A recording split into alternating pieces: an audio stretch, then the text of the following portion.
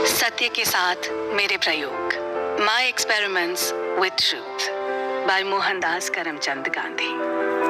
आत्मकथा का आरंभ। सत्य और अहिंसा की राह पर चलते हुए कर्तव्यों का पालन करना और अपमान को सहन करने के बाद भी अपने रास्ते से तनिक भी विचलित न होना जैसी बातें सुनने में तो बहुत अच्छी लगती हैं, पर इन पर अमल करना आसान नहीं होता। इसीलिए शायद इन्हें पढ़कर हम अक्सर भूल जाया करते हैं।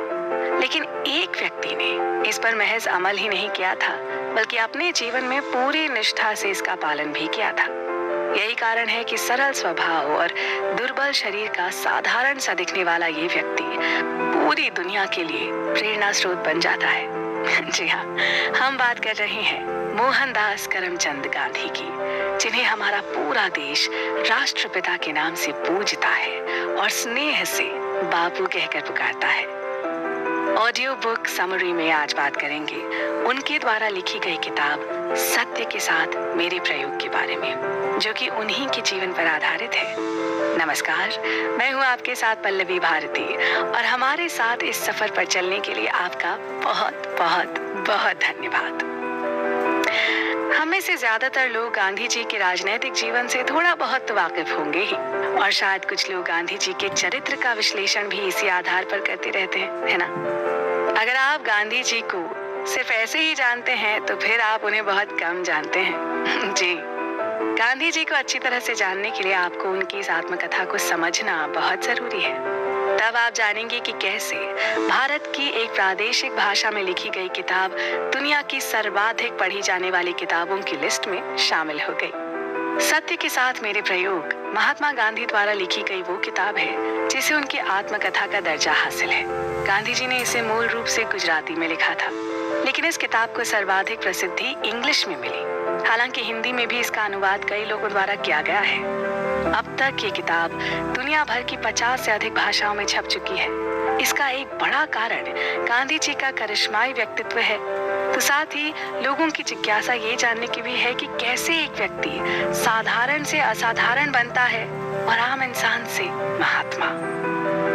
गांधी के बारे में महान अंग्रेज इतिहासकार आर्नल्ड टोनबी लिखते हैं, हमने जिस पीढ़ी में जन्म लिया है वो न केवल पश्चिम में हिटलर और रूस में स्टालिन की पीढ़ी है, वरन वो भारत में गांधी की पीढ़ी भी है।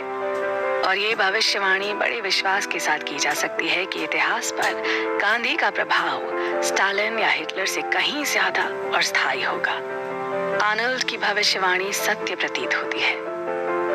सत्य के साथ मेरे प्रयोग को समझते हुए आपको लगेगा कि ये किताब आज के दौर में भी पूरी तरह से प्रासंगिक है। गांधी जी ने सत्य और अहिंसा को जिस संयम से पालन किया और अपने जीवन में उतारा, वो बहुतों के लिए अनुकरणीय और अद्भुत है। यही कारण है कि सत्य के प्रयोग के पाठक दिन ब दिन बढ़ते ही जा रहे हैं। गांधी जी ने अपने जीवन की सभी घटनाओं को जिस बेबाकी, सच्चे दिल और सार गर्भित तरीके से लिखा है, वो इस किताब को और भी प्रेरक बना देता है। शुरू में गांधी जी का मकसद अपनी आत्मकथा लिखने का नहीं था। अपने कई घनिष्ठ मित्रों और सहयोगियों के आग्रह पर उन्होंने इसको लिखने का मन बनाना शुरू किया। तभी एक दिन उनके एक निर्मल साथी की बात ने उन्हें दुविधा में डाल दिया, जिसका जिक्र गांधी जी ने अपनी आत्मकथा की प्रस्तावना में किया है। उनसे उस निर्मल साथी ने कहा, आप आत्मकथा क्यों लिखना चाहते हैं? वो तो वेस्टर्न कल्चर है, पूर्व में तो किसी ने लिखी नहीं, और लिखेंगे क्या?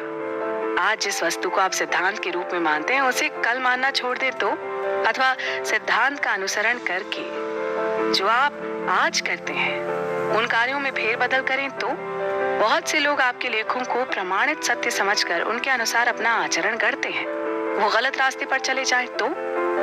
जिस दिन ये बात कही गई थी उस दिन सोमवार था और गांधी जी का मौन व्रत था, तो उन्होंने कुछ कथित जवाब तो नहीं दिया, लेकिन उन्होंने इस बात को कई तरह से सोचा और बहुत सोचने पर निर्मल साथी की बात को सही पाया।